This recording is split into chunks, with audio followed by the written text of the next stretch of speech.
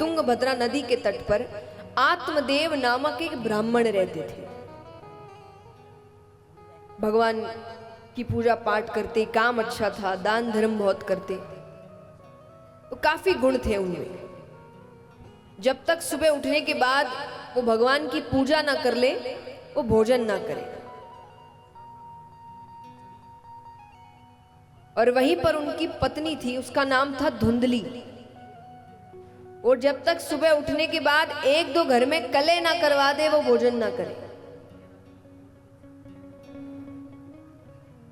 पर इस पर भी आत्मदेव प्रसन्न था।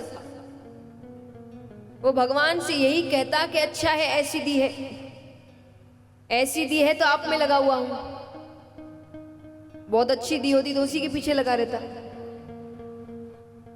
तो इस पर भी वो प्रसन्न था। उसके जीवन में केवल एक ही दुख, उसे कोई संतान नहीं थी और उसको संतान चाहिए थी। उसने हर रूप से कोशिश करी, सब कुछ कर लिया, पर उसे संतान नहीं हो रही। अंत में वो अपने घर पर एक गौ माता लेकर आता है। उसे लगा गौ माता के जो बछड़ा या बछड़ी होगी उसे अपनी संतान मानकर पाल लूंगा, पर ऐसा दुर्भाग्य कि वो गौ माता भी बांझ निकली। अब उसे लगने लगा मैं मनहूस हूं,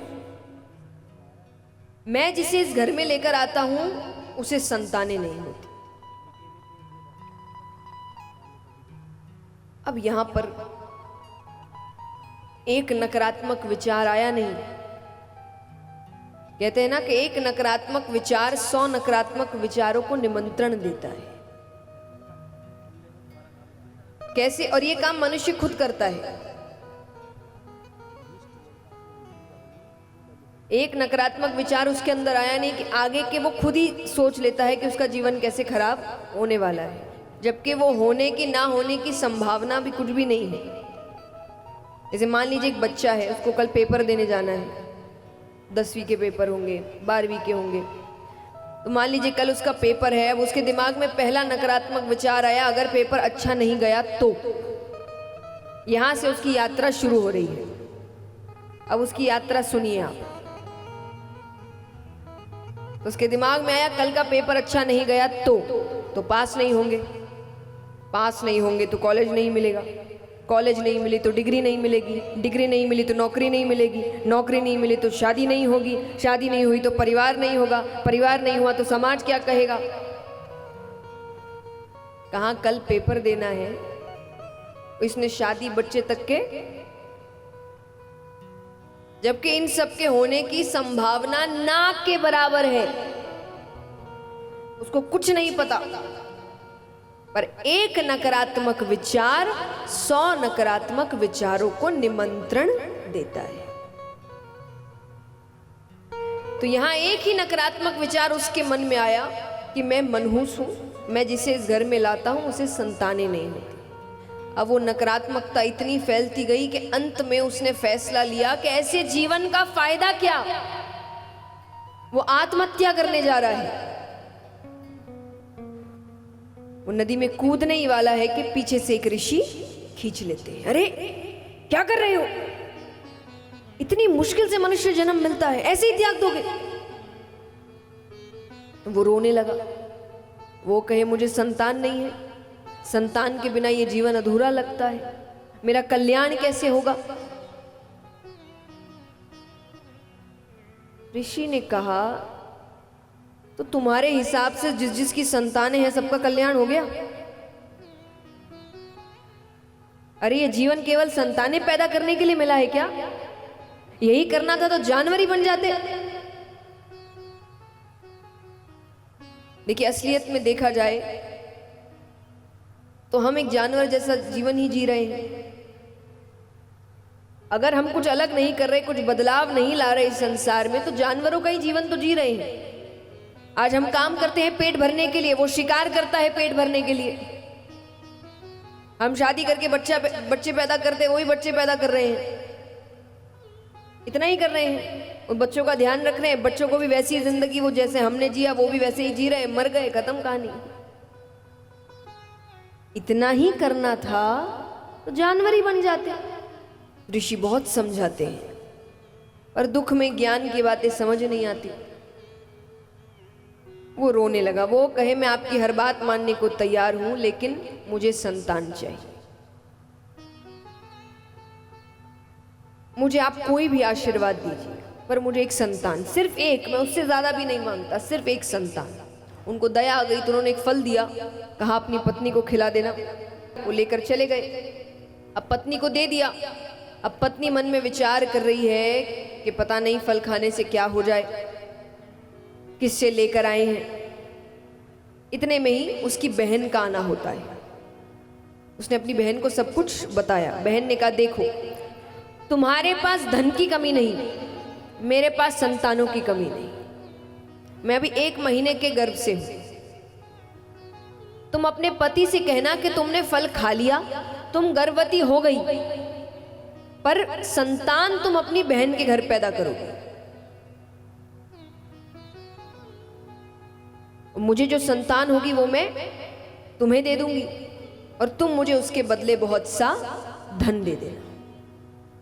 उसको बात सही लगी। अब वो कहे कि इस फल का क्या करे। अरे बोले इनसे कुछ होना है क्या। गौ माता की टोकरी में डाल दिया। उसको गौ माता ने खा लिया, वो गर्भवती हो गई। 9 महीने बाद दोनों को बालक हुए। अब धुंधली से जो बालक हुआ उसका नाम रख, यानी जो बहन से वो लेकर आती है, उसका नाम रखा धुंधकारी। और गौमाता से जो बालक हुआ उसका नाम रखा गौकर्ण।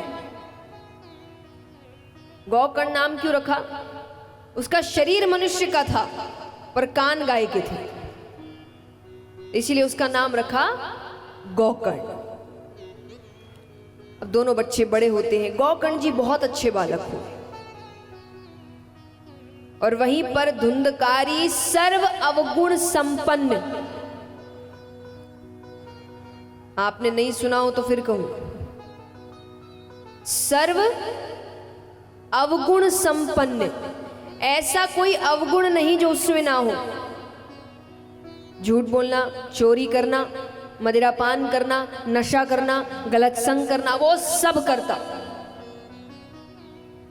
अब यहां पर थोड़ी अच्छी उम्र हुई तो गौकर्ण जी गुरुकुल जाने लगते हैं।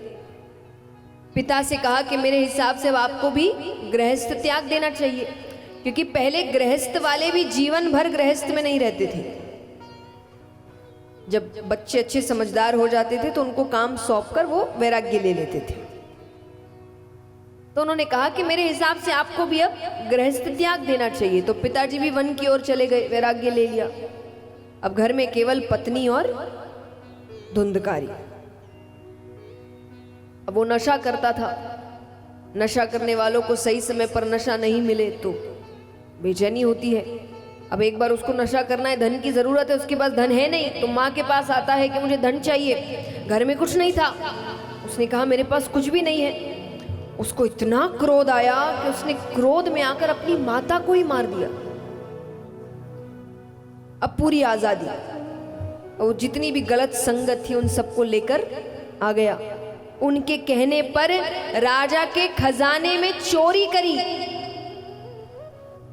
अब उनको लगा एक ना एक दिन तो पकड़े जाएंगे, तो एक रात्रि उसको बहुत मदिरा पान कराया गया, इतना कि वो खुद कुछ करने की हालत में ना रहे। अब उसको मारने की कोशिश कर रहे हैं, बहुत से तरीके अपनाते, यानी अब वो अधमरी हालत में है पर मर नहीं रहा। इतने पाप किए हैं, आसानी से तो मरने वाला नहीं। अंत में गरम गरम दहकते हुए कोयले होते हैं, वो उसके मुख में डाल दिए गए। बहुत दर्दनाक मृत्यु आई। उसके बाद भी उसे मुक्ति नहीं मिली, उसे प्रेत योनि प्राप्त हुई। गौकर्ण जी को पता चलता है, वो श्राद्ध इत्यादि करा के घर पहुंचते हैं। रात्रि में किसी के रोने की आवाज आती है। उन्होंने जोर से कहा कौन है। एक आवाज आई, मैं तुम्हारा भाई धुंधकारी, मुझे प्रेत योनि प्राप्त हुई है, मेरी मुक्ति के लिए कुछ करो। वो कहे मैंने गया में श्राद्ध इत्यादि सब करा दिया। वो कहे गया श्राद्ध शते नापि मुक्तिर में न भविष्यति। एक बार क्या 100 बार भी करा दो मुझे मुक्ति नहीं मिलेगी, मैंने इतने पाप किए हैं। अब तुम्हें कुछ करना पड़ेगा मेरे लिए। तब गौकर्ण जी ने कहा कल सुबह आना। तो सूर्योदय से पहले उठ जाया करते थे। तो सूर्यनारायण भगवान आते हैं, वो उनसे पूछते हैं कि मुझे क्या करना चाहिए। सूर्यनारायण भगवान ने कहा आप श्रीमद् भागवत कथा सप्ताह पारायण करिए। तो श्रीमद् भागवत कथा सप्ताह पारायण की जाती है और 7 दिनों में ऐसा कल्याण होता है कि धुंधकारी जी को लेने भगवान का विमान आता है। अब कथा उस वक्त बहुतों ने सुनी थी। गौकर्ण जी ने बहुतों को निमंत्रण दिया था कि कथा हो ही रही तो सब सुने। जब विमान आया तो उन्होंने विमान को रोक दिया। वो कहे कथा सबने सुनी है, विमान सिर्फ इसके लिए क्यों? तब जो भगवान के पार्षद आए थे उन्होंने कहा कि केवल सुनने से कल्याण नहीं होता। तो उन्होंने 3 बातें बताई कि अगर कल्याण करना है तो इन 3 बातों का, 3 शब्दों का ध्यान रखना। तो सबसे पहला शब्द है श्रवण, सुनना, सुनना जरूरी है। दूसरा लक्षण है चिंतन और तीसरा है मनन, तब जाकर कल्याण होगा। तो उन्होंने कहा कि ये 3 चीजें अगर आप अपने जीवन में लागू करते हैं तब जाकर कल्याण होता है। अब इन 3 चीजों का ध्यान रखकर दूसरी बार कथा होती है और दूसरी बार जितने भक्तों ने कथा सुनी उन सबके लिए भगवान का विमान आता है और सबको भगवान के धाम लेकर जाता है। बोलिए श्रीमद् भागवत महापुराण की जय हो।